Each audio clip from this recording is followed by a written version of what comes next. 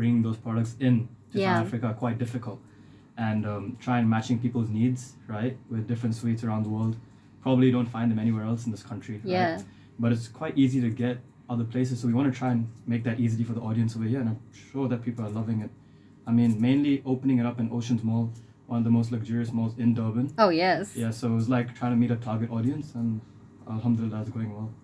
Well, I love the fact that you're bringing international sweets to South Africa. Reason being, when you travel and you have the opportunity to see some of the sweets and confections in other countries, the FOMO you experience, because you can try something good and then you can never have it again. And you will, and especially with social media, right? So we're always on TikTok and we're seeing people trying new things and tasting new things, and it looks amazing, but we'll never have the chance to taste it.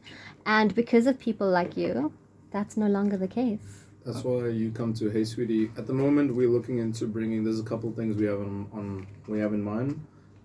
With regards to, there's a new drink, the Messi drink. Mm-hmm. So I think that's something we're looking to bring in. If it just depends on availability, because we try to bring in products that are not available here, but not available anywhere in the world. Yeah. So hence why people say it's expensive, but go and find it yourself. You won't be able to. No, I'm not even saying go find it like anywhere else. Yeah. I'm saying go find it in the place that it's launched. You won't find it there too. So people over here, for example, like the chocolate, people are selling dupes in Canada and stuff for almost the same price as we selling the original. And you must remember, if you go to Turkey and buy an LV bag, it's a fake. But if you go to LV and buy an LV bag, original's original. Yeah. So you pay the price. There's still people today who complain about price and stuff, but then they were saying this chocolate's going to be in Checkers or in, I don't know where, Pick and Pay for 10 Rand.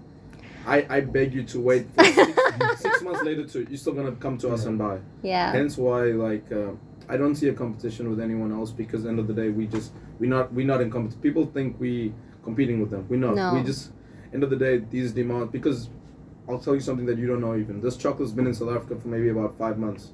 Nobody could sell it. So we strategize, we have a social media following, we have good family, we have the capital to be able to take the risk. You have to be crazy to take such big risk in a country where people can't afford water. They are paying 700 for chocolate, because we did our research. We didn't just go and just decide to bring a product and see if it works or not. We planned every single thing. And I promise you, 6 months later too, this thing will be selling in South Africa, because in Dubai, there's no stock. Yeah. So how are people going to get stuck in South Africa? That's why people are creating their own at home. They are buying the pistachio paste, for example. So we try to bring in products from all over the world that's not available, not just here, but anywhere else on the planet. And that's why I think the shop's doing well, and I'm sure they plan on opening more locations. Yeah, I can definitely see that Hey Sweetie will thrive anywhere in the world. And you're so incredibly young. You're 17, correct? Yeah, but it's mostly my parents that take over. I mean, it's a co-partner with family. As kids, we try and learn from them. Yeah. Right? We try and gain experience, like at Tashamba, like he's doing an amazing job and he's carrying forward. I mean, it's just we're next in turn, and I feel like it's a good learning curve, and especially while going with family and doing everything together, it just allows us to become great businessmen and women in the future.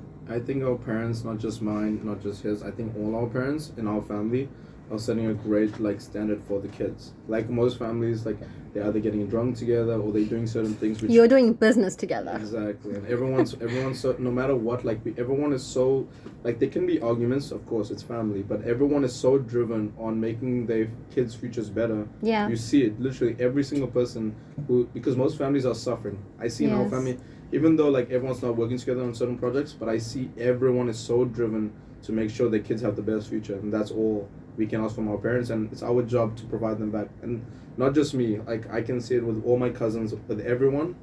Every single person's parents are providing a life that they didn't have, Yeah. and we want to provide a better life for them and for our kids one day.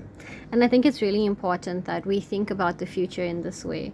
We think about the legacy that we leave, and we also are mindful of those who came before us.